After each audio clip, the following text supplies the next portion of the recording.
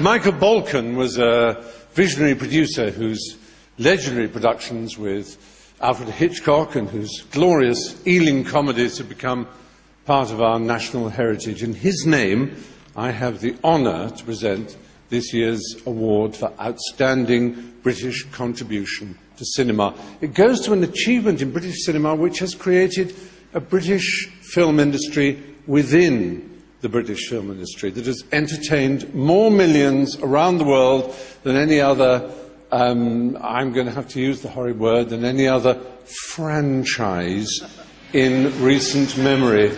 One of the most remarkable phenomena of our time was the bursting into the world of boy wizard Harry Potter. In the pages of J.K. Rowling's 7 novels, the Harry Potter cycle became the most successful literary series of our time, perhaps of all time. New words entered the language: Hogwarts, Muggle, Quidditch, Mudblood. Characters like Harry, Ron, Hermione, Dumbledore, Snape, and Voldemort, who mustn't be, oh damn, I named him, they made an indelible mark in the imagination of millions of adults and children the world over. Could such an unprecedented and astounding phenomenon ever be translated to the screen? Well, with a total of 28 BAFTA nominations and the final instalment still to come, the Harry Potter series has shown British filmmaking in its very best light.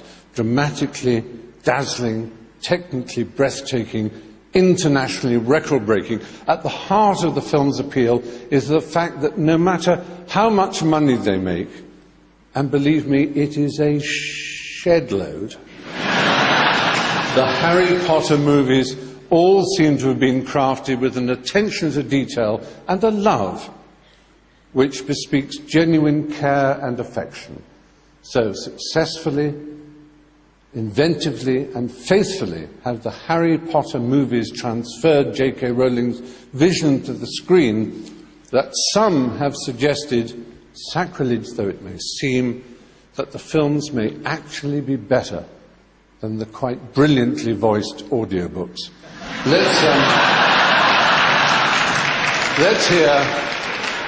Let's hear from some of the people who helped make the on-screen magic happen.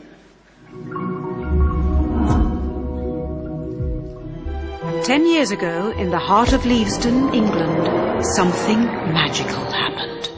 Mr. Potter. An entire generation has watched as Harry and his friends came of age on screen. The films have captured the imagination of audiences young and old. It's the sort of thing that only happens every few generations. The Harry Potter franchise has been one of the most successful series of films ever made. I think it's been amazing for British cinema. Harry Potter has been the highest grossed film franchise ever.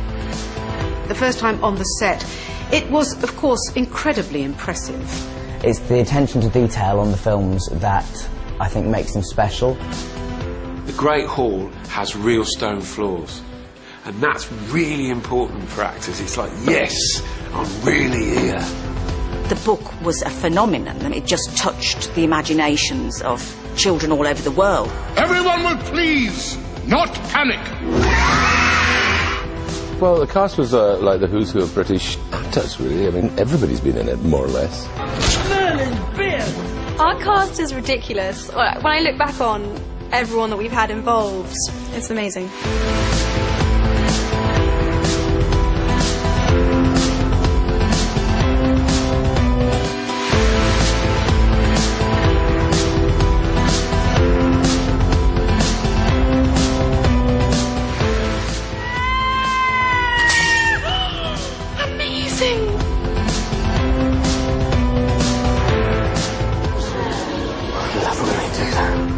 The amount of foreign currency that comes in from a really successful British film is absolutely staggering. It really is. We're talking about billions of pounds from China, from France, from India, from all over the world. I mean, it's created thousands of jobs for people, fabulous jobs. And I think it's been remarkable that we managed to make it here, and that we could draw on all the talent that we have behind the camera and in front of the camera, and that hopefully it will encourage filmmakers in the future to go, we can do this. Huge, vast project, we can do it.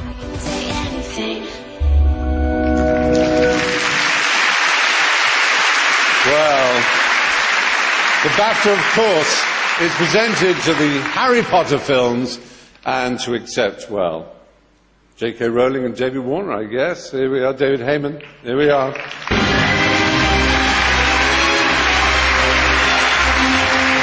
And Rupert Grint. And Emma Watson. Hey.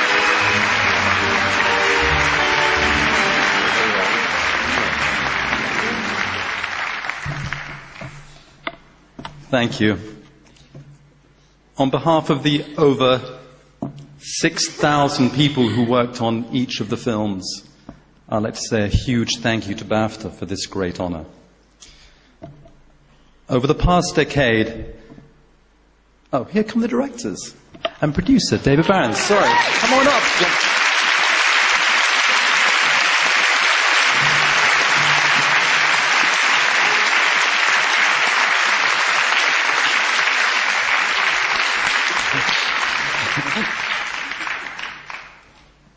They weren't any quicker shooting either.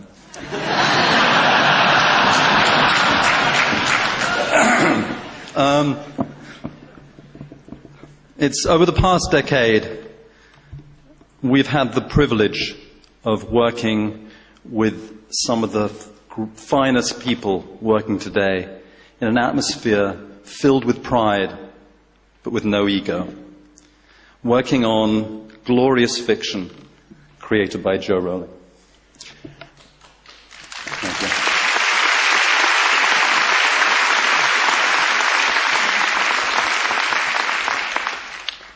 We created we became a family of sorts.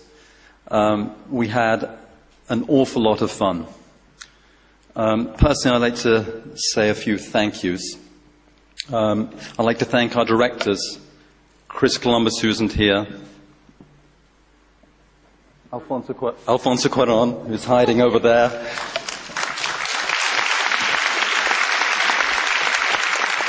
Mike Newell, David Yates, producer David Barron, our screenwriters Steve Clovis and Michael Goldenberg.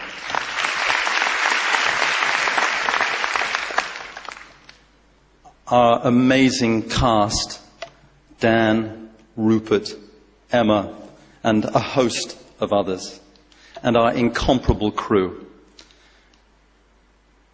And last but not least, and of course, having been named David Warner, I do feel it's appropriate that I thank Warner Brothers, who have been the very best partners one could ever ask for, have been supportive financially, creatively, and in every which way could possibly imagine. And last but not least, I want to thank Joe Rowling, who's... Are you hiding behind me, Joe? Come on. I'd like to thank Joe Rowling for encouraging parents and children to share the pleasure of reading and to give us the opportunity to bring her wonderful fiction to life. Thank you.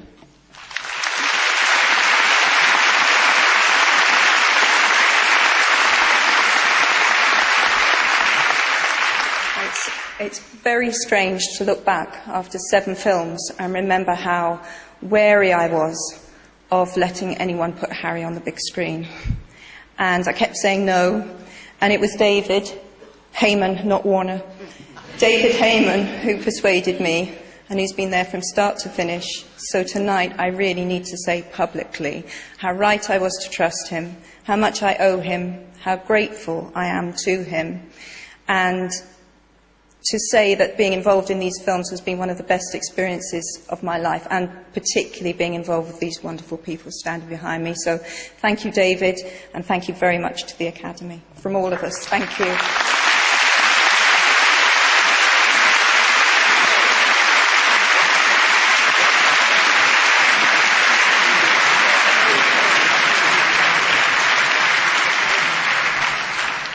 Take that, Twilight. It's great too. And now our fourth nominee for Best Film. The story of a young woman who tries to achieve her dream of becoming a world-class ballet dancer. It's more than just flash dance for toffs. It's the harrowing, yet beautiful, Black Swan. I had the craziest dream last night about a girl who was turned into a swan. She needs love to break the spell, but her prince falls for the wrong girl and she kills herself.